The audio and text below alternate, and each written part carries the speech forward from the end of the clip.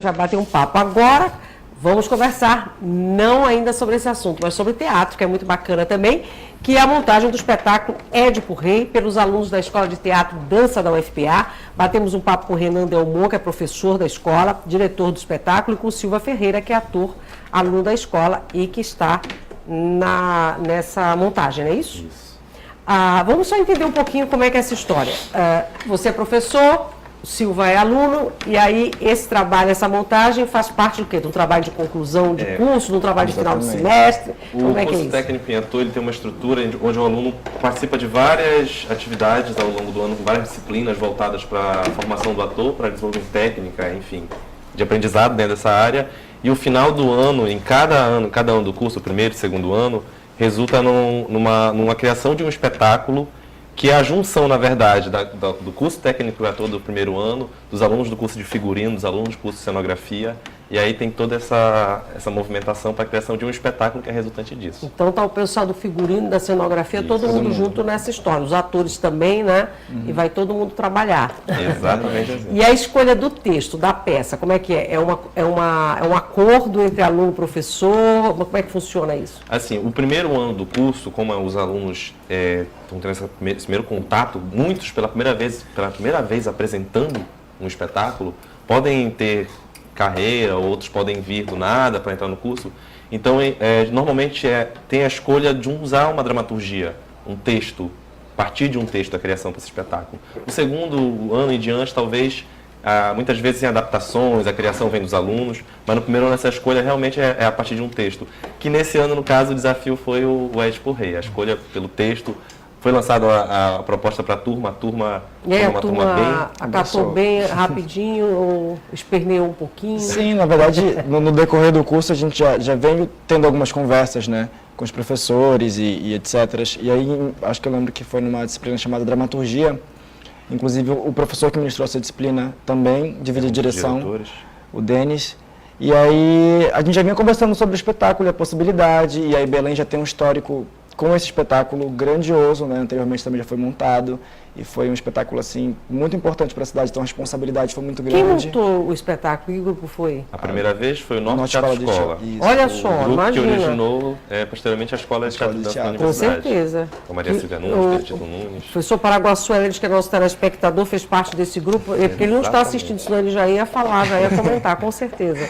Que sempre quando a gente fala do Norte Teatro Escola, que é um marco, né, na Escola do Teatro Paraense, ele fala sobre isso. Essa montagem anterior teve uma história, né? Porque antes de eu saber dessa pauta aqui, já tinha gente comentando sobre esta montagem de vocês. Né? Ou seja, vocês vão fazer no Museu do Estado do Pará, né? Essa montagem, no MEP. E aí, como é que vai ser isso? É uma parceria, né? Foi lançada a proposta por parte da coordenação do curso, de levarmos o espetáculo para fora da escola, para fora do mundo da escola, que faz um tempo que a escola não tem essa experiência.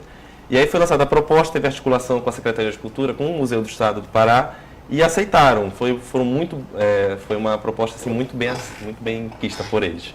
É a primeira vez que o espetáculo de teatro vai para o Museu do Estado do Pará, é a primeira vez que é apresentado um espetáculo de teatro lá. Né? É apresentado normalmente várias performances, vários atos artísticos, mas um espetáculo teatral mesmo. Show, música tem bastante e tal, mas teatro mesmo é a primeira vez. E aí vem esse desafio de transformar aquele espaço, que não é um teatro, que não é um espaço teatral em si, mas transformar esse espaço para a teatralidade, para esse universo, para eles. Mas em que sala vocês vão fazer? Porque o museu é enorme, é lindo. É naquele salão maravilhoso do museu, com aquelas duas colunas, acho que tem lá. Que é aquele principal, né? Principal. Que é lindo, né? O museu é lindo, né? Aquele prédio é muito bonito. E a articulação vem por parte da escola com o próprio museu. A professora Adriana Cruz, que é a coordenadora da equipe de cenografia, que batalhou junto com o professor Denis Bezerra, que é outro professor que divide a direção comigo, e mais a professora Karine Jansen também, que já são da escola há mais tempo, enfim, teve essa articulação e foi colocada essa proposta e foi aceita. Renan, como é que tu vês, assim, os novos atores, assim, essa turma que já está, inclusive, indo para participar de novelas e tal, como é que tu vês essa turma, assim, como é que eles estão, assim, na questão técnica, ou seja, está em desenvolvimento, como é o teu olhar diante, assim, desse quadro que a gente vê, o teatro no Brasil hoje? Eu vejo que existe uma grande ânsia, né? Não em si por ser ator ou por ser artista, por ser essa pessoa que cria, que sente, que vive. Eu vejo uma ânsia por ser famoso, por ter prestígio. E muitas vezes isso acaba tendo um certo atropelo de fases. Um ator, ele é mais do que subir no palco. O Bruno agora sabe explicar muito bem isso, né, Bruno? Que é mais do que subir no palco, é mais do que pegar um texto. É descobrir, é se descobrir também em muitos momentos.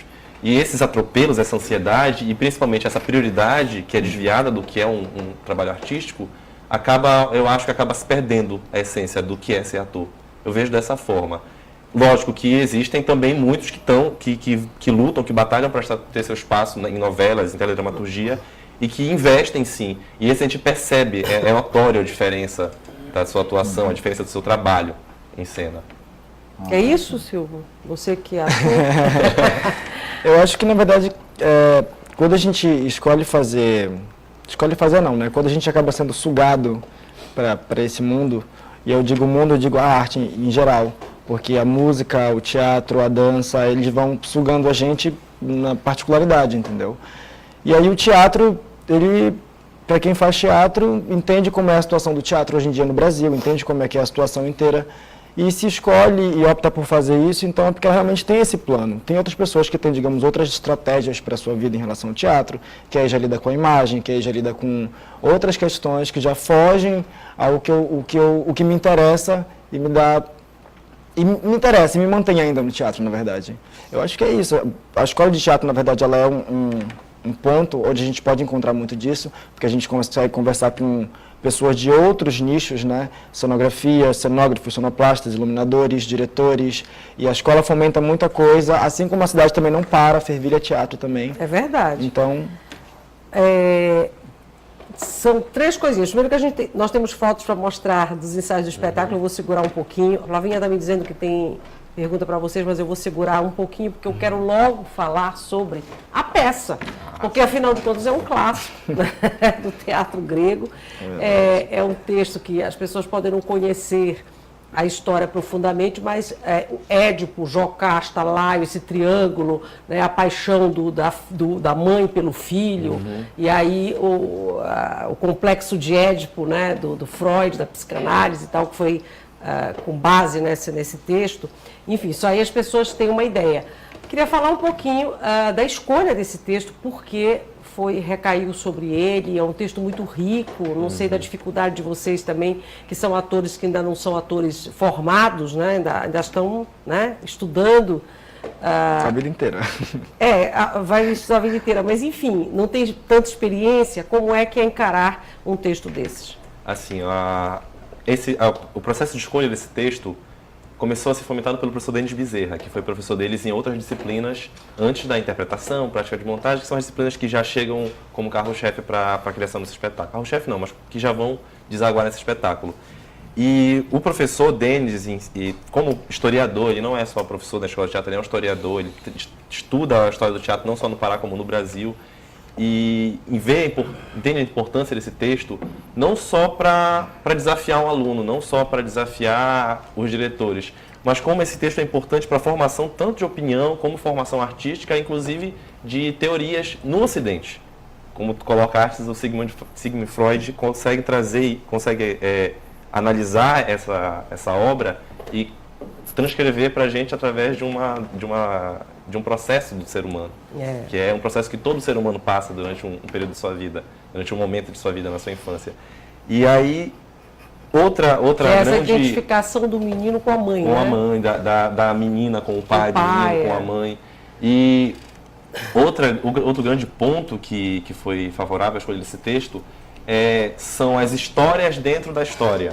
Histórias que não são contadas, que não são apresentadas com ações. São histórias que são apenas narradas, que a gente chama de apenas declaradas, né? Então, existe toda uma história antes, todo um acontecimento que origina, aliás, que detona os acontecimentos que vão levar Édipo a chegar a ter o seu destino traçado. Quem foi o causador disso? A criação de todo um mito que tem em cima disso, que é, no caso, o Lion, que é o pai dele. Acontece um evento onde o Lion desobedece às ordens do Deus e por conta disso ele tem que ser punido sem ter filhos. Então, isso tudo é apenas citado na própria tragédia, no próprio texto. E aí existe uma vontade dos professores de desafiar esses alunos a trazer isso também para a cena. Até porque Édipo Rei acho que é considerada a mãe das tragédias a mãe gregas. das tragédias, né? Porque realmente... Foi a tragédia. Né? Foi a tragédia mais premiada, ganhava sempre todos os prêmios. Sófocles já estava lá no nível máximo.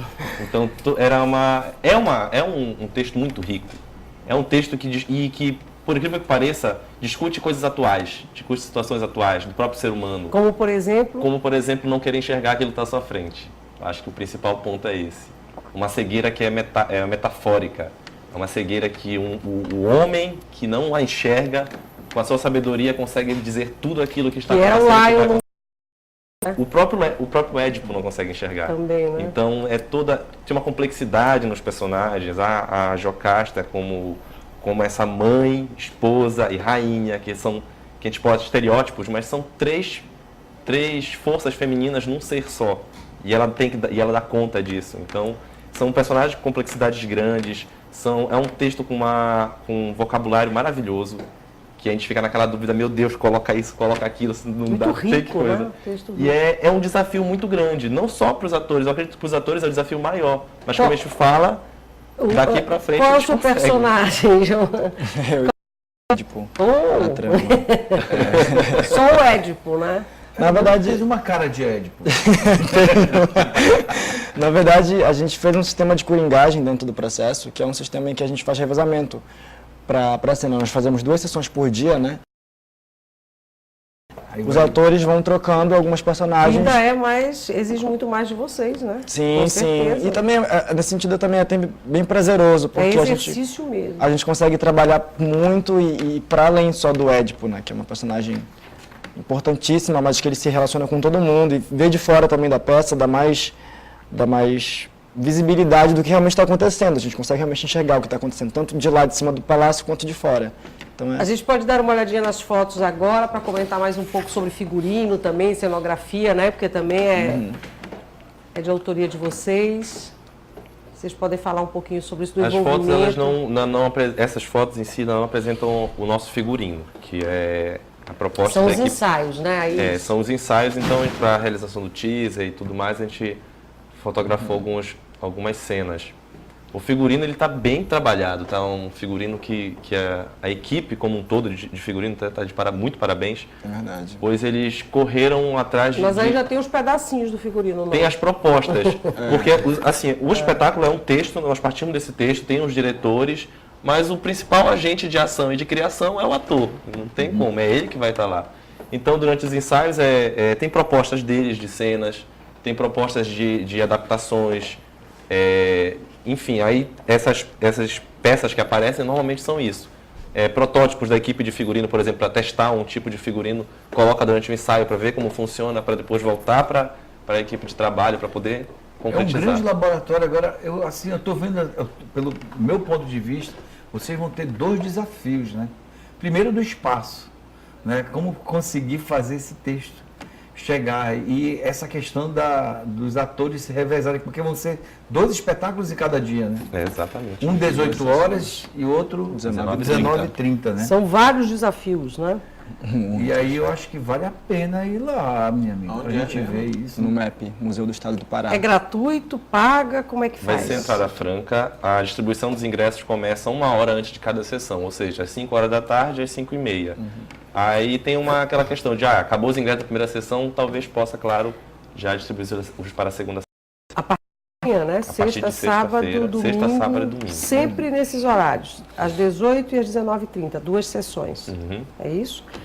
E vocês todos nesse rodízio, digamos assim, de personagens. É uma escolha que nós temos porque, além de ser um espetáculo, é uma atividade artística, mas, sobretudo, é uma atividade de formação e educacional. Então, eles têm que ter essa experiência também da observação do outro. Sim. E aí, isso, além da observação, tem mais um desafio, que é ter um outro personagem para fazer.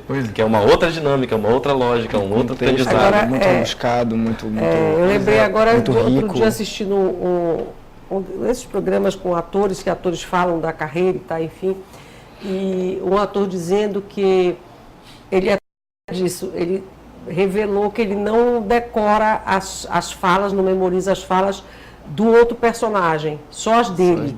E ele entre si não sabe nada que eu né? Eu acho que isso não é, vocês têm que ter, né, ou não memorizar, mas pelo menos saber o diálogo, né, as deixas e tal. O caminho vai, por ele disse que ele vai, e ele é um ator conhecido e tal. Mas é um jogo, na verdade, né? Se a gente tá com os ouvidos ligados, o que o outro diz, a gente consegue responder se a gente estiver domínio do nosso texto, né? Na verdade, o teatro é esse, é o jogo, é olhar no olho da pessoa e conversar com ela, como a gente está fazendo aqui agora. Só que com um texto já pré-escrito, então meses de ensaio. O Marlon Brando, no Poderoso Chefão, ele botava as falas dele no outro ator aqui, ele... E a lenda, assim. Não sei se é lenda, né? Dizem que mas aí, se no Poderoso Chefão é outro filme. Teatro, cinema, mas, né? Eu adoro lendas. Eu também adoro. Se é uma lenda boa, né? O que eu acho que diferencia As lendas às vezes são bem melhores que a regra. Exato. Tem uma questão que quando coloca a televisão, os atores de televisão, um grande diferencial do ator de teatro, não é querendo dizer assim, é melhor ou pior, mas é que o teatro é uma relação efêmera. Aconteceu ali, pronto, o público aconteceu. O espetáculo que tu vais assistir 7h30 da noite jamais vai ser o mesmo de 18, por mais que seja outro elenco. E o do outro dia jamais vai ser o mesmo. É efêmero. É uma relação naquele momento. Então, quando o ator entra em cena apenas com o seu texto decorado ou com as suas deixas prontas, ele vai se limitar a copiar. Quando a criação está na relação que ele tem com o outro, está na reação. E a gente chama isso de esquizofrenia, porque ao mesmo tempo que tem uma pessoa que sabe que tem que fazer isso, tem que fazer aquilo, tem que falar de uma certa forma, tem que ir para tal lugar em tal momento, tem um ser ali dentro que não sabe de nada disso, que está apenas reagindo àquela situação que para ele é real. Então é muito bacana quando a gente coloca isso. Ou seja, é uma simbiose, até o público influencia nessa mesmo. E essa esquizofrenia é positiva. Exata. Né? Porque hoje muita gente pensa que a esquizofrenia é muito negativa, mas não. Muitos dos grandes pensadores, os caras que criaram muita coisa para a humanidade, eles eram esquizofrênicos. Uhum. Né? Aí a gente já entra para outra história, né? Vamos chamar aqui os psicanalistas. Mas quando a gente coloca a questão do Freud, a psicanálise em si, na verdade a psicologia e a psiquiatria vai se apropriando de vários termos da arte. Com complexo certeza. de Édipo, complexo de narcisismo. Né? Então são mitos, são coisas que vêm da arte, da história, que eles se apropriam. Queridos, eu tenho que chamar o intervalo. Ficou uma pergunta, é isso? Uma só, vamos fazer logo agora nesse bloco. Tá, do Alex Barata, ele quer saber, na opinião de vocês, por que as tragédias gregas e as peças de Shakespeare permanecem tão atuais. Em poucas palavras. Acredito que pela qualidade, pelo desafio que é fazer. E pelo prazer que você tem. É isso, Silvio? Eu acho que sim, ela se mantém viva porque as pessoas ainda se interessam por elas. Então, que falam coisas do dia a dia. Né? Você também quer dizer alguma coisa sobre os Acho que a vida é uma tragédia, né? Mas uma deliciosa. Então pronto. Olha, bacana. Parabéns, Renan, teu nome para toda a equipe. Muito bom, viu? Foi muito bom. Sucesso para vocês, sorte, né? Essa não é a palavra que se diz no teatro, mas enfim. Bom espetáculo para vocês. Édipo Rei, então, no Museu do Estado do Pará, sexta, sábado e domingo, agora neste final de semana, em 2 sessões, às 18 horas e às 7h30 da noite, 19h30.